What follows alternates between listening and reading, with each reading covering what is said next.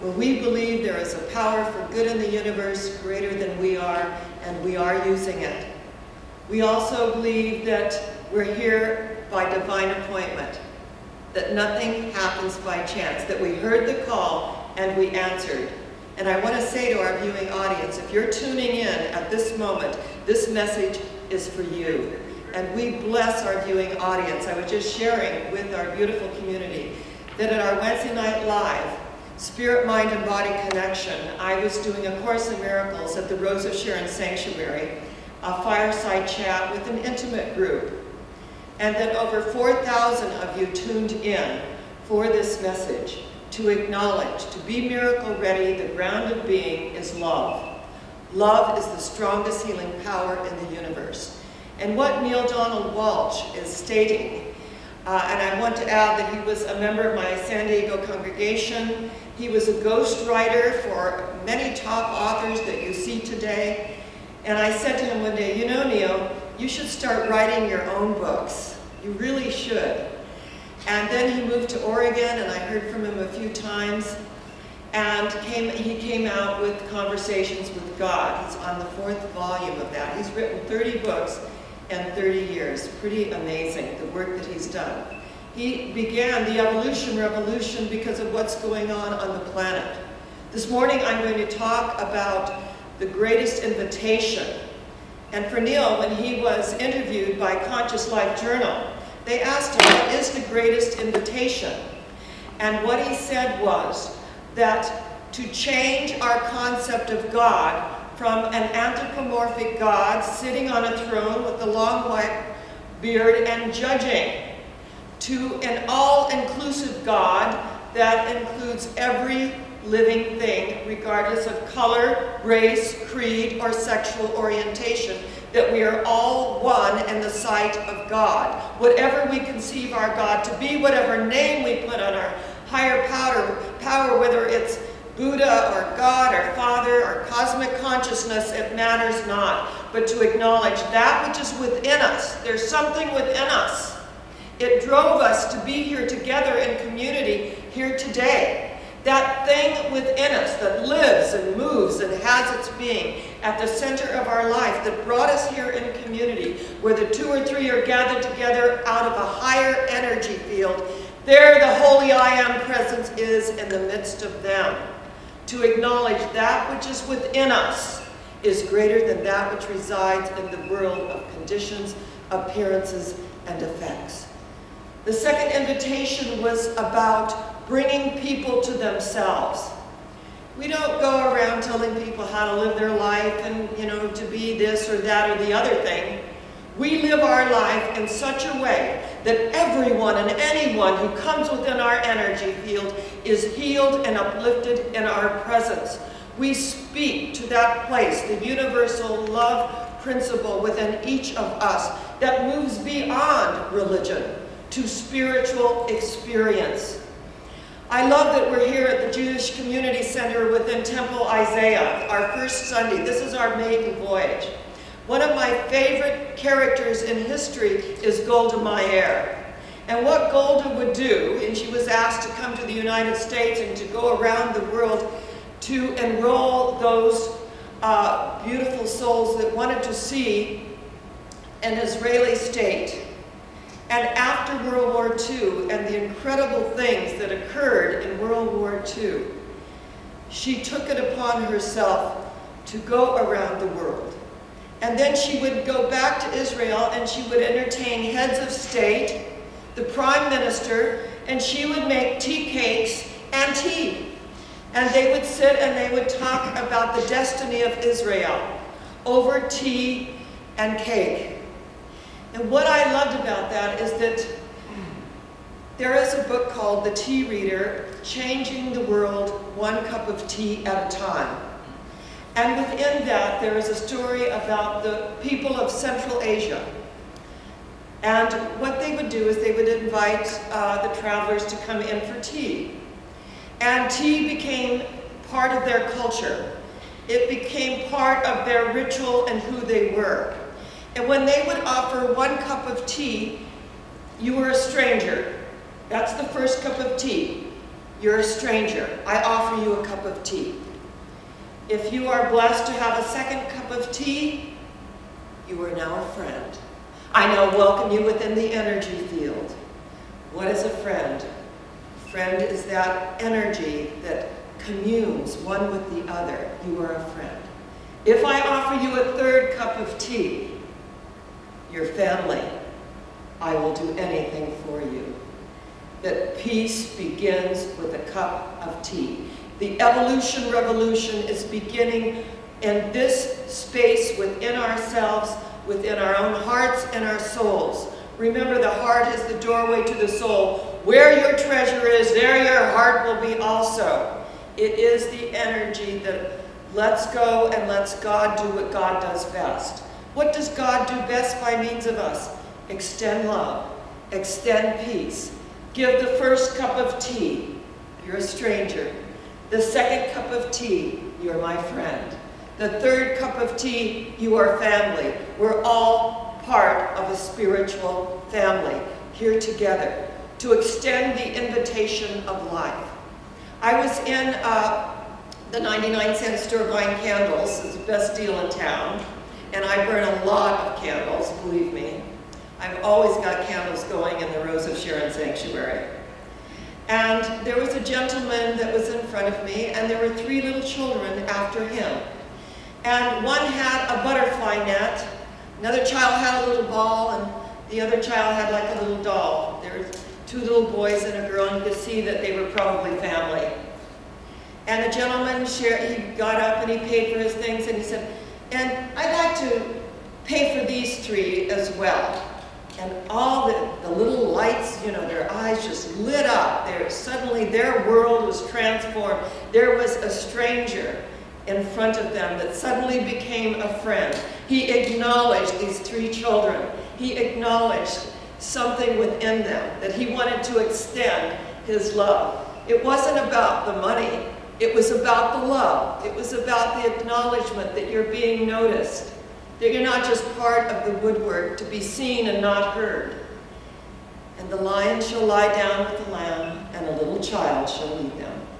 That whatever our experience, that lion within us lies down with that lamb of sensitivity. The energy of the warrior is the peaceful warrior that gets the job done. That's why Neale Donald Walsch stated that this has nothing to do with violence or an outer revolution. This is about transforming the quality of our lives as we know it. It's about bearing witness to the truth that sets us free to be who and what we are, to let go of what no longer serves us, and to begin to arise in the energy field to know why we are here. We are here not just to make a living. We are here to make a difference. So when we look at life's greatest invitation, every moment that we are living and moving and having our being here in this beautiful planet, that we're called upon to give out of who and what we are and to see it in others. And as I have been sharing all along, when people are not expressing their Christ consciousness, their Buddha nature, their holy I am presence, it's up to us to see it, and also to remove ourselves from it. I grew up in the 60s. We were the game changers in the 60s. We really were. We were making love and not war, and maybe a little too much. To come back into balance is to acknowledge that there is an energy wave of light that's penetrating everything unlike itself. So when this stuff bubbles up that we don't agree with, and we think, how in the world could this happen? It happens so it can be cleansed, purified, harmonized, balanced, attuned, and heightened, so that we can transform the routines of work into celebrations of life and love, realizing my daily life is my temple and my religion. What I put into it, I get back. Have you ever noticed that? And that when we are feeling centered and at one with ourselves, the world is our oyster. That pearl of great price is there in every experience. And when we are not feeling at one with ourselves, it seems that everybody that we run into is, you know, not in agreement with us, or they're irritable, or they're this or that, because we are projecting our own consciousness. There is only who we are and what we are projecting. So when we look at life's greatest invitation here today, and the evolution revolution that is stirring on the planet, and our own willingness to transform, that we want to grow and we want to unfold and have it keep expanding for us, and to realize that there is a presence within us that's always been there. There's a beautiful, beautiful story of initiation in the Native American way, where each young man, when he turned 12, would go out in the woods for 24 hours with nothing but a bow and one arrow to protect himself.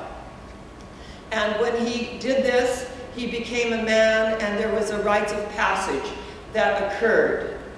And one chief had 3 sons, and the first 2 sons did their initiation. They were rather large men in stature, but the 3rd son was smaller in stature. He was more timid, and he had some trepidations about going out for 24 hours, and staying up, and with his little bow and one arrow. But the chief said, "My son, you have come of age. This is part of the initiation. You are the candidate to go out into the woods and to prove your manhood." And so he reluctantly went out into the woods, and he leaned against a tree, and it got kind of cold, and he was shivering, and finally he was there all night long, and at the crack of dawn, he heard a twig, a branch break. And he turned with his little bow and arrow, ready to release the arrow.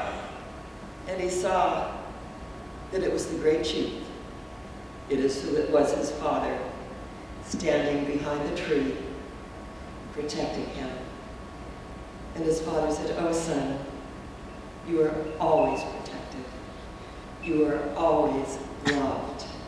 And he embraced his young man. He said, "You are a man today, but please know that your father will always be with you." And what I love about this story is that no matter where we are in our emotional woods, with very few resources, there is a power and a presence watching over us. It has always been there. It always will be there. Oh, beloved sons and daughters, I love you. I am the presence that watches over you. And so today we can resolve to evolve. And I tear down the walls of opinion that separate my brothers and sisters from me. I set them free from the projection of myself so I may see them as to who they are. I will not measure them with the yardstick of yesterday. For perhaps in the night an angel of light revealed to them what they are. And today, this moment, they may be that. That's why we cannot judge from yesterday. That every moment is new. It's unfolding anew. So as we release our judgments, and we're not going to relate to everyone, and we're not expected to, but the Christ in me salutes the Christ in you. And the Christ in you salutes the Christ in me. That has nothing to do with Jesus of Nazareth. He became the Christ as his humanness gave way to the divine. The Christ consciousness arose. Buddha was Siddhartha. He was a man looking for enlightenment. And when people said, "Who are you, Buddha? What are you? Are you an angel? Are you a god?" He said, "No, I am awake. I am awake." When we are awake, we are conscious. We are mindful of the moment. We know that what we commit our word to, we become. That which we utter becomes the outer. This is how the law of cause and effect works. Now, remember now, we do not believe that heaven and hell are geographical locations, except maybe Death Valley in summer. Maybe so. But we believe that they are states of consciousness. And that there is no sin but a mistake. Think about it. There is no sin but a mistake. A sin in the ancient Hebraic way was an archery term, missing the mark if you didn't get the bullseye or the target that you were aiming at. That was missing the mark. So There is no sin but a mistake. There is no punishment but a natural consequence of cause and effect. There is no anthropomorphic God sitting in the chair with a little, keeping score book, the little black book.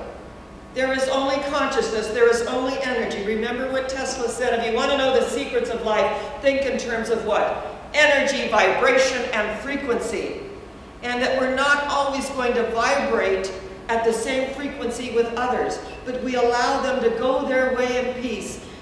I love what Jesus said when he said, if you come to a door and you are not received, he said what? Just dust yourselves off and go thy way in peace. We go our way in peace if we are not received, because it really isn't about us, is it? It's really about the energy. And when we start to take things personally, we're not just having a very good day. And some energy days are not as good as others. And we're part of the human condition. We forgive ourselves. And as we forgive ourselves, and we forgive others, everything stems from our own consciousness. I can only love you to the degree I love me. And you can only love me to the degree that you love you. And on those wonderful high energy days, it's all about love and peace and joy. In the other days, it's about doing our own work. It's about going within to the secret place of the Most High, to pray to our Father, Mother, God in secret, and to know that we are acknowledged by the outward demonstrations of our lives. Tomorrow will be my 8-week anniversary of having a 6-hour surgery where I thought I was going to go in and just have something burned off my face. It was the slowest growing skin cancer, and I was there for 6 hours. I had a gaping hole in my face. They had to cut parts of my upper lip out and suture it all together. It was a pretty amazing process. And as I went through that process, and my daughter was there with me, and she was very brave. She held my hand throughout the whole thing. I knew that this was part of the cleansing and part of the purification. And then the pain medication wore off. And I was in a lot of pain, and they did not give me anything for the pain. So I went within, I did my meditation, and I happened to have some ibuprofen that I took, remembering the words of Dr. Ernest Holmes, there's just as much power in the pill as there is in the prayer. Think about it. Everything is there to support our process, whatever that process is. So when I came through that experience, I missed 2 Sundays. The 3rd Sunday I was in the pulpit. It's still, interesting. My upper lip is still healing. However, I am feeling stronger and at myself more and more every day. And when we open to the universe and realize we're all going to have our human experiences, each and every one of us, that the psychological cause in mind for cancer is deep emotional hurt and disappointment. And that when it trickles up, it's because it is moving out. So when we say, I am happy, healthy, prosperous, and free, I think to myself, I am happy, healthy, prosperous, and cancer-free. That I open the space to be the vehicle of He who sent me. I dedicate my home every day to do the will of He who sent me. That one goes before me and prepares the way as I become a lamp unto my own feet, drawing others into my energy field. So tomorrow, as I celebrate the 8th week, I celebrate it with a sense of deep, overwhelming gratitude. The gratitude which is the very highest and brightest beam to heaven. And whenever we're feeling depressed, we get that gratitude list out and begin to thank God for our lives, for one another, for the blessings that abound. And I remember once one of my students said, well, I have nothing to be grateful for. I said, you took your first breath this morning. You can wiggle your little finger. I mean, there are things that we can be grateful for. And when we start that wave of gratitude, the energy builds a momentum, and we open to this realization that when we thought we were alone in the woods with our little tiny bow and little arrow, there is a power in our presence. I tear down the walls of opinion that separate my brothers and sisters from me. I set them free from the projection of myself. I will not measure them with the yardstick of yesterday, for perhaps in the night an angel of light revealed to them what they are, and today they may be that. My God is the all-inclusive God of love. And the greatest invitation is to return ourselves to ourselves by seeing that consciousness within one another. Regardless of what is being expressed, regardless of the behavior, there is a God particle. The quantum physicists called it the God particle within all of life. And as we hone in to that biology of belief, things bubble up. It looks like a 6-hour surgery and a lot of sutures. That too shall pass as we arise triumphant and victorious in the truth that sets us free to be who and what we are. The evolution revolution is about transformation, transforming self so that we can see as a species that we're not just Homo sapiens, we are spirituals. We are spiritus sapiens. We are cosmic consciousness incarnate as we tap in to an energy that is so expansive, and to know I'm never going to, contract the infinite. I've got to keep expanding my finite intelligence to be all that I can be, and to realize that it's just not about all this little stuff that we give our power away to. It's about a greater vision. It's about a greater life. It's about an unfoldment. I love our way of life. I love Neil Donald Walsh and the fact that he could start a movement and say, hey, we can't keep doing what we're doing as a species and expecting a different result. That's called insanity. Doing what you've always done and expecting another result. No, we've got to now make that shift and begin to be in the world, but truly of a higher spiritual frequency, vibratory frequency, where energetically we keep expanding. I want to see this chapel filled with the people of Palm Springs and beyond that are willing to grow and to unfold, to open to the truth that sets them free. I love our way of life. The laws of science, the opinions of philosophy, the revelations of religion apply to human need and the aspirations of man and woman. And that creates a huge circle, so that when we're feeling something, we can draw the larger circle and include that. He drew a circle that shut me out, but love and I had the wit to win. We drew a circle that took him in. And through that sacred circle of light, together we went to the next level. Nothing real can be threatened, nothing unreal exists. Herein lies the peace of God. So it's a joy to be with you today. It's a joy to acknowledge our journey and where we are going. And do you know where that is? Higher yet. Higher yet. Where is it? Higher yet. Where is it? Higher yet. And so it is. Namaste. God bless you. And we're all part of this thing called life together. And so it is.